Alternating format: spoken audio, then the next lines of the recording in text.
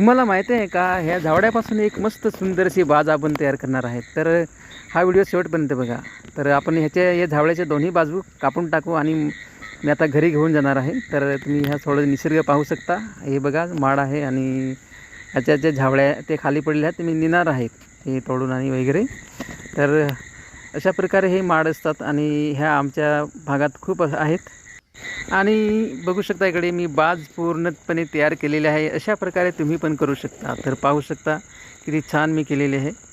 बघा ही तारेने बांधून आणि हे असे आडवे बांबू टाकून आणि छोटे छोटे आडवे त्याच्यावर टाकून हे बांधून घेतलेलं आहे.